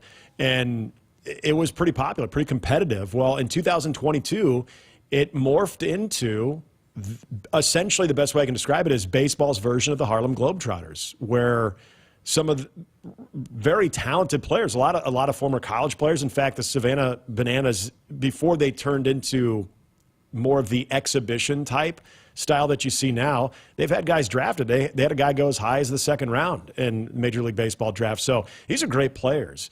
And so essentially, the best way I can describe it is there are all kinds of antics between pitches, before and after pitches, that take place that you are just not going to see on any other baseball diamond. But it's being done by guys that are extremely good. In fact, there have been some females involved with the Savannah Bananas as guest roster invites. Pat Vendetti, who used to play for Creighton, he was an Omaha Central grad. People know him as one of the great, just one of the great rare talents because he pitched left and right. He was an ambidextrous. He had a guest appearance for them as well. So it is entertainment at its finest. And you're right, Jessica, they've sold out at so many places now. They'll still play in their home field in Savannah, but their tour this year is taking them to the Bronx. They're playing at Yankee Stadium. They're playing at Fenway. They're playing at Coors Field. They're playing at even some college football stadiums. And this was interesting because Kyle Perry, who is a former Husker, obviously, and he's everybody who knows him, former Millard South guy as well, so a local guy all the way. He's got that personality. He is just an absolute connector when it comes to the audience. He went through so many different challenges with his arm and had so many different injuries that he overcame. He just became a clubhouse favorite. And yeah, he could pitch pretty good too when he was healthy, but he's just got that personality that is perfect for what they're doing. And he's got the talent that is going to make it look really, really good.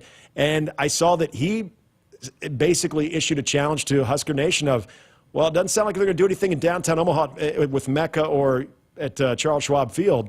So, or TD Ameritrade, whatever the heck it's called these days. But why not try to fill up Memorial Stadium and do a Savannah Banana game there? And I saw Troy Dannon had responded and said he's willing to give it a shot. So I was going to actually say that. I knew Kyle a little bit, just interviewed him a couple times.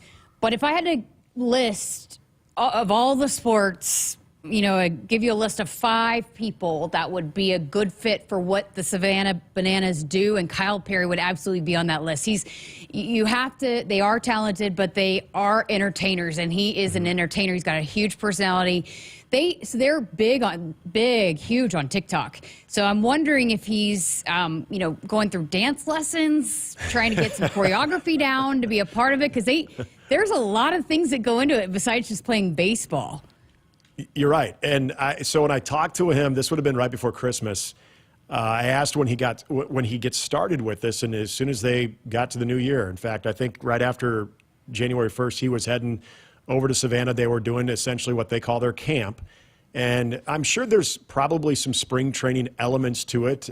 You're obviously doing the baseball part of it, and you're continuing to hit on the repetitions and everything. But for anybody who's ever seen the movie Semi-Pro, and people remember when they have when Will Ferrell, Jackie Moon, they have the choreographed section of their practice too, where they're going over their dances for halftime. I asked him if they're going to do something like that, and he honestly thought they probably would. That was probably a lot of what camp was, is not only the baseball part, but they're also working on whatever their little skill's going to be, and they will have choreographed things that take place in between innings. Even the umpires, it's so funny, even the umpires get into it. And yeah, they do the dancing as well. So everybody's part of the act.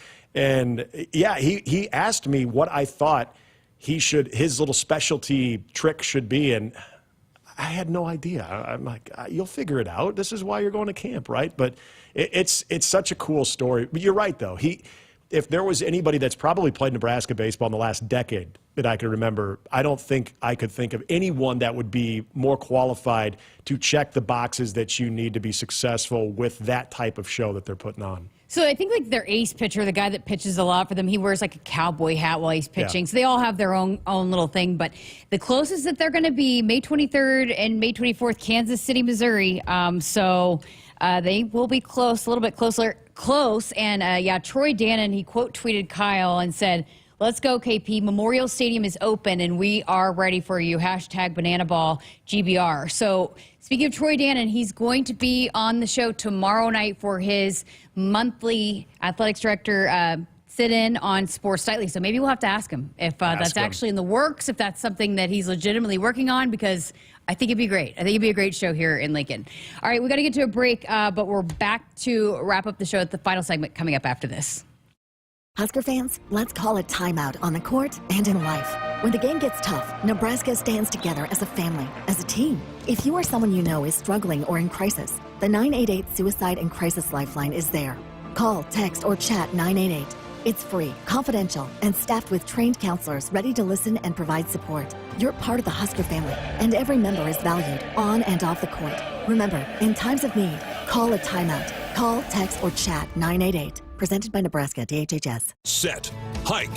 When champions take the field, they come ready to play. TNL Irrigation understands the value of momentum. Like a Husker drive, there's no stopping. If you live for farming and football like we do, TNL Irrigation has you covered. Check your fields from the game with a remote system, or just enjoy the play knowing our systems are reliable as a sold-out Memorial Stadium.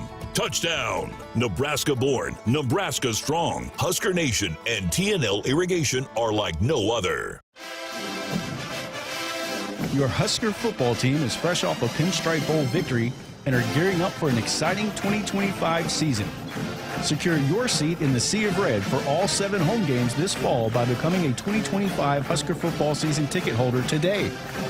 2025 football season tickets are on sale now in select end zone locations and start at just $420. To purchase, visit huskers.com/tickets. Go Big Red. Hit us up on the text line. Text 402-413-2400 with your Husker thoughts. What does it mean to be locally owned and operated? For Cenex, it means everything. It means that we know if you take your coffee to go or if you like to stay a while. It means we've helped Little Leagues get jerseys and local festivals get funding. It means we know what our communities need. So you'll always leave Cenex with a full tank, full of snacks, or full of smiles. Or all of the above. And that means the world to us. Cenex, powered locally. You expect your home to protect everything you love, but you don't expect the ways water is breaking down your foundation and damaging your home. Cracks in walls and uneven floors are just a few signs your foundation is compromised. But there's one way to get answers to all your concerns. A free home inspection from Groundworks. We put water back in its place. Get your free inspection at groundworks.com. License number C142293. Woodhouse has been a trusted partner in your everyday since 1975. Shop for your next vehicle with the home team at Woodhouse and the official auto dealer of Nebraska Athletics. Final few minutes here of Sports Nightly on this Tuesday night edition. Jessica Coody, Nick Hanley here with you. And this was another thing. So I feel like we just started doing the show together, and I've had this list of stuff to get to, and we've talked so much that we've had to keep the list growing. But I thought I've had some fun recently seeing, now that fantasy football is over, some of the punishments that the losers have to do. I've seen like a Waffle House challenge where the losers have to stay for 24 hours, and for every waffle you eat, you get maybe like 30 minutes taken off.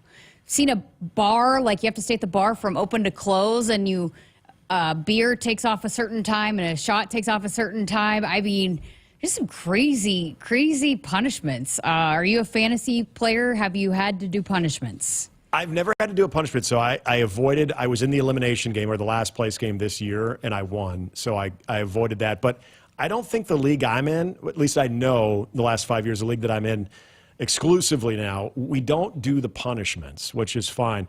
They're hilarious.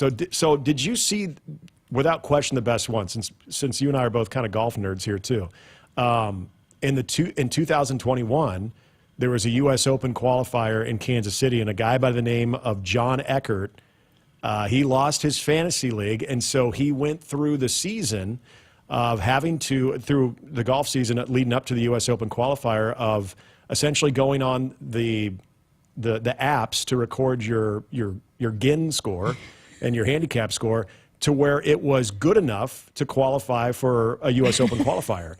And he was a horrible golfer. He ended up shooting 35 over. He shows up to the wrong tee for his tee. I think he was on the first tee. He thought he was teeing off at number 10.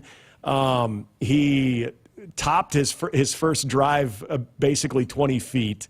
And he's golfing with two guys that are legitimately trying to qualify for the U.S. Open. So that was his punishment. I can't imagine how awful that would be. That would be terrible. Well, it would be terrible to have to be with him. You know, and well, that too. You're trying to get in a rhythm, and this guy can't golf. You know, you're actually trying to legitimately qualify for something and do something big, and this guy is just completely ruining everything. Well, and I'm assuming a lot of the conditions at those U.S. Open qualifiers are probably at least similar to what you're going to have at a U.S. Open. If you think about it, 35 over, not terrible, though, in that situation if you're not a very good golfer. So I give him credit for seeing it through. And apparently, I think on the second or third hole, his caddy told the other two guys what he was and what he was doing. And they were, at first, I guess, kind of ticked off. But then they said, hey, that just made for a really great story, even though, like you said, the pace of play was a little bit off. But then they kind of picked it up. So I guess they got a decent laugh out of it. The other one I've heard. Hey, well, by the way, we're going to have to save it because we only got 20 seconds left. But 35 over, that's a Nick Hanley type of score. Coming up tomorrow night, Troy Dannon will be here for the AD show. We're also going to start our position breakdowns for baseball and softball. So lots of fun things coming up tomorrow night. We will have full 2 hours for you here on the Huskers Radio Network. Woodhouse has been a trusted partner in your everyday since 1975. Shop for your next vehicle with the home team at Woodhouse, the official auto dealer of Nebraska Athletics. Hit us up on the text line. Text 402-413-2400 with your Husker thoughts. On game day, every play counts. Now imagine having the same level of control in your field. Valley is where farming meets end zone efficiency. With AgSense remote irrigation technology, farmers become the MVPs of their fields. Real-time, play-by-play control means you're always ahead of the game.